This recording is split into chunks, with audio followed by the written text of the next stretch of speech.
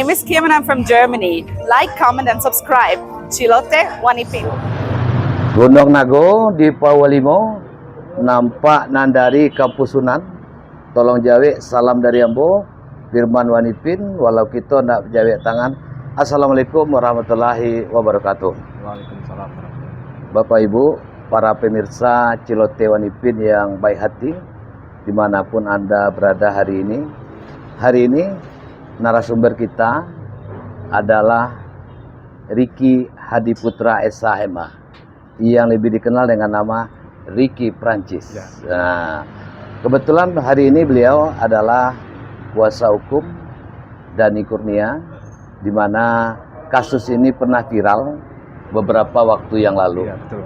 Dan hari ini kita akan bercerita banyak dengan Ricky Prancis selaku kuasa hukum terkait dengan ada pertanyaan dari saya, jadi yaitu terkait dengan apa alasan utama yang mendasari pengajuan kasasi oleh Dani Kurnia terhadap putusan Pengadilan Negeri Padang ini.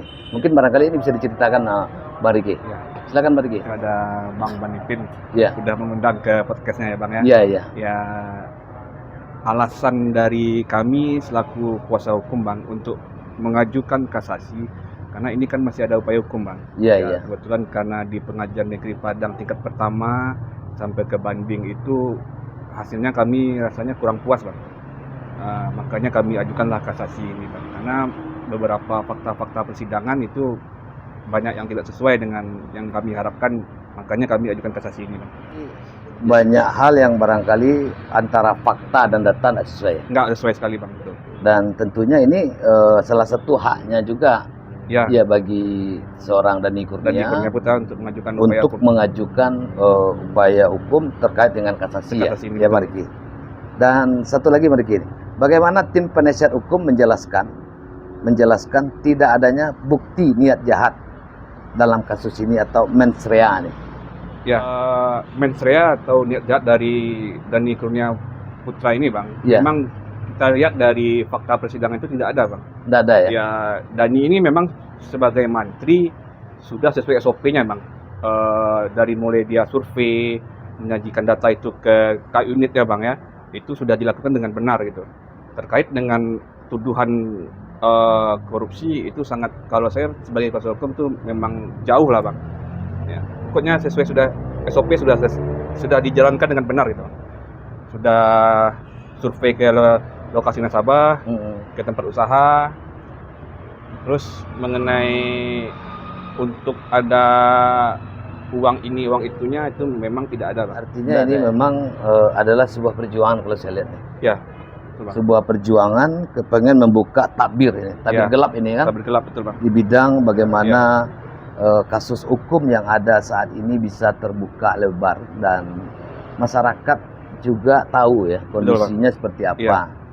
Dan barangkali ini memang harus betul-betul kita diperjuangkan oleh kuasa hukum ini. Betul. Kayak gitu ya Bang Ricky. Iya betul Bang. Satu lagi nih Bang Ricky, ini terkait juga dengan sejauh mana peran seorang Dani Kurnia dalam proses administrasi kredit perbankan yang sedang dipersoalkan hari ini. Ya, ceritakan ya Bang ya. Dani Kurnia ini kan posisi di Bank BRI itu di unit Simpang Haru itu kan sebagai mantri Bang. Iya.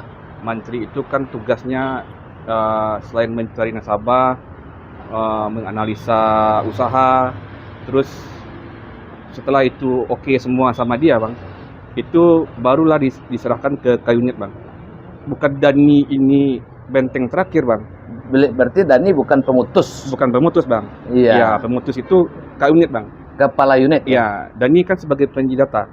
Iya, Data ini disajikan, itu unit yang memutus. Oke, nggak oke data ini dengan unit, bukan dengan Dani. Nah, tadi kelihat dari fakta persidangan dan bukti yang kami sajikan di persidangan, Iya. Dani Kurnia itu sendiri datang bersama ke unitnya untuk survei. Walaupun ke unit itu tidak hadir saat survei, itu video call Bang. Video call. Jadi sudah dijalani SOP-nya dengan benar Bang. SOP perbankannya ya. SOP perbankannya Sudah dijalani. Sudah dijalani. Terus satu lagi mengenai administrasi kayak KTP, surat keterangan usaha itu juga ada nanti yang sebagai apanya bang, istilahnya memeriksanya lagi bang. Ada itu, bagiannya. Ya, ada lagi itu saat mereka cair itu CS lah yang sebagai pemeriksanya bang. Memastikan KTP ini asli, surat keterangan lurah ini asli gitu bang. Nah, jadi kan banyak istilahnya tahapannya bang. Disaring itu memang perbankan ini kan ketat. Jadi memang ini tidak ada niat jahat dari Dani untuk ya seperti yang dituduhkan korupsi ini lah bang. Iya. Ya artinya pengajuan kredit harus melalui tahapan-tahapan dan melalui pos-pos tertentu. Betul. Nah, ini verifikasi misalnya ini orangnya. Kan begitu prosesnya. Dan itu kan dilalui. Dilalui semua bang. Iya. Satu lagi nih Bang Riki, mengapa tim hukumnya Dani Kurnia menilai bahwa kredit bermasalah tidak otomatis dapat dikategorikan sebagai kerugian negara? Ya, karena ini kan bank kita ini BRI ini kan bank BUMN bang. Ya. Kalau bicara BUMN tentu tidak ada kerugian negara di sini bang. Betul. Nah, jadi apalagi kalau masalah kita bicara KUR bang ya, yang selama ini saya pahami KUR itu ada asuransinya bang. Iya. Nah, kalau macet beberapa bulan itu sudah ditangani dengan sudah asuransi. Diklaim asuransi bang ya. Jadi tidak ada istilah kerugian negara di sini bang. Kalau menurut kami bang. Nah, begitu bang. Jadi rasanya tidak tepat ini dijadikan ranah korupsi gitu bang. Kasus Dani Kurnia ini bang, betul bang.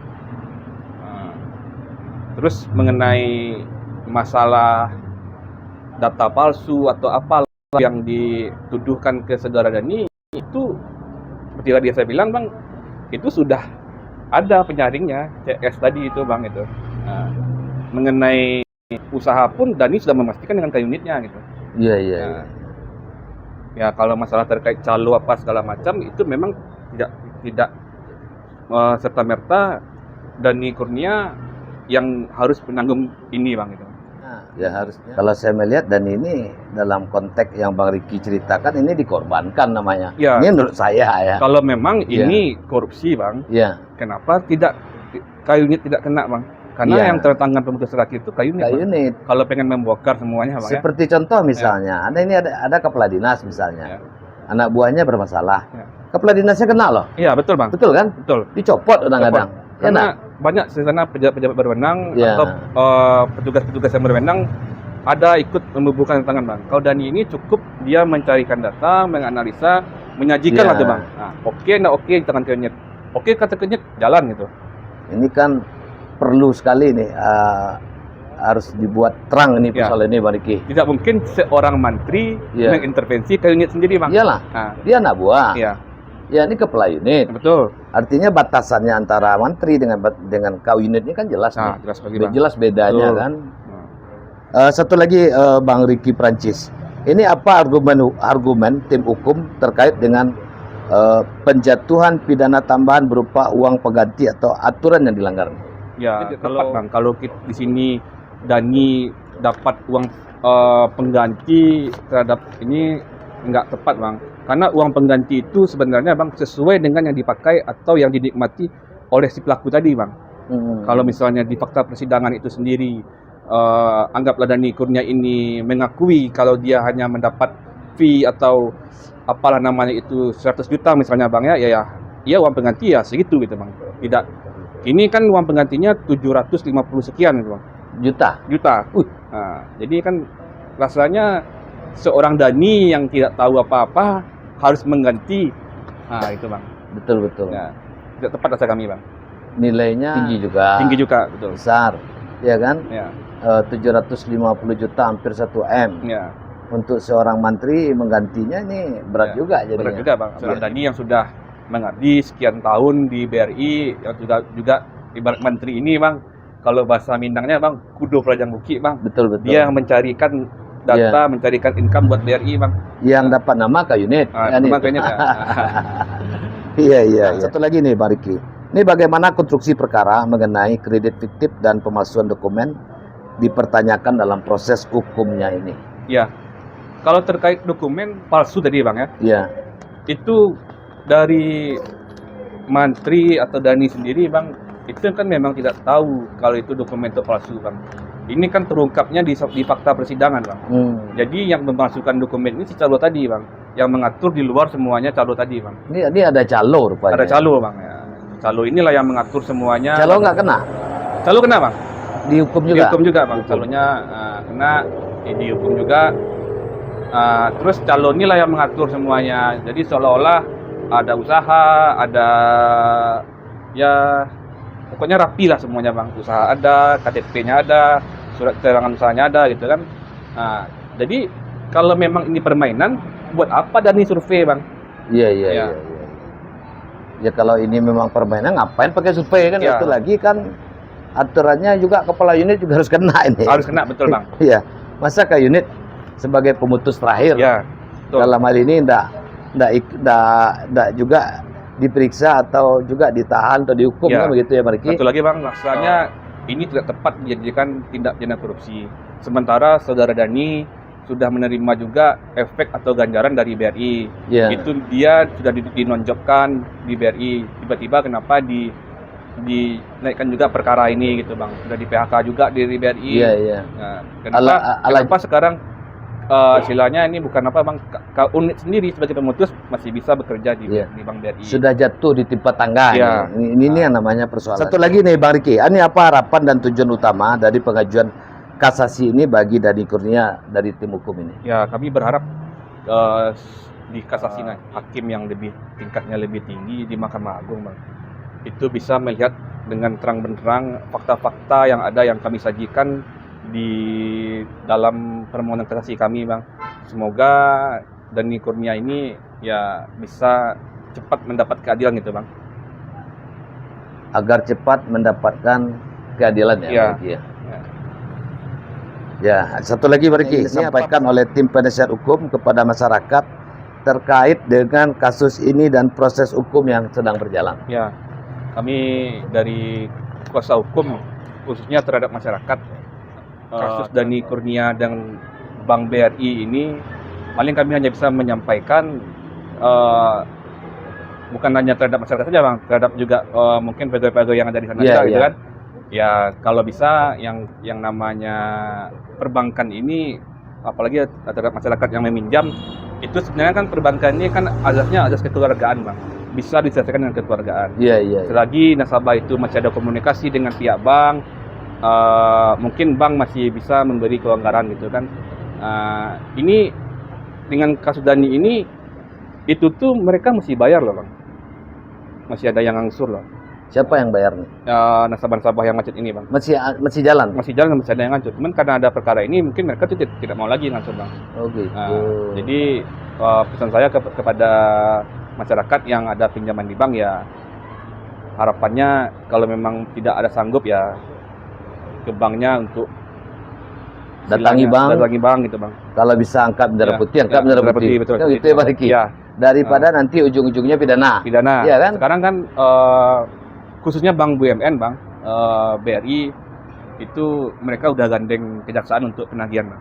Oh gitu. Jadi itu mungkin banyak masyarakat yang nggak tahu, Bang.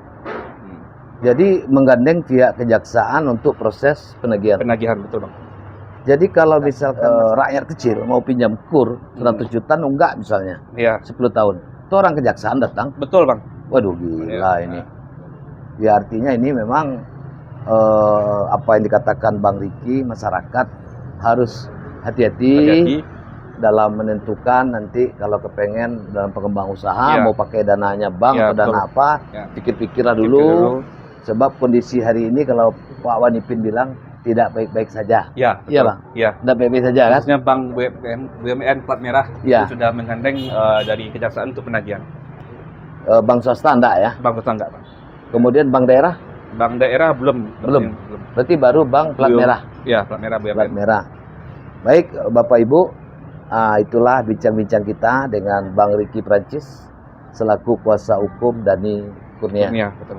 Jadi semoga apa yang kami sampaikan tadi disampaikan oleh Bang Riki dalam berbagai hal terkait dengan kasasinya Dani ini. Semoga harapan kita tentu hakim nanti yang memutuskan mengkaji persoalan ini dan mudah-mudahan membebaskan saudara Dani dari tuntutan. Betul, Bang. Kan gitu kan? Betul. Iya kan? Iya. Baik, ni oto ke Padang Panjang, babuta jalan pada Cikek, menaruh balam 3 gayo, kok dirantang namanya panjang, elok dipunta dan singke, ambil sajo nampak guno. Burung Rian Cendrawasih, cukup sekian. Terima kasih. Assalamualaikum warahmatullahi wabarakatuh. Terima kasih, Hello, Mariki. I'm Mila from Czech Republic, Czechia. Please don't forget to subscribe, like, and comment Chilotech Bantu.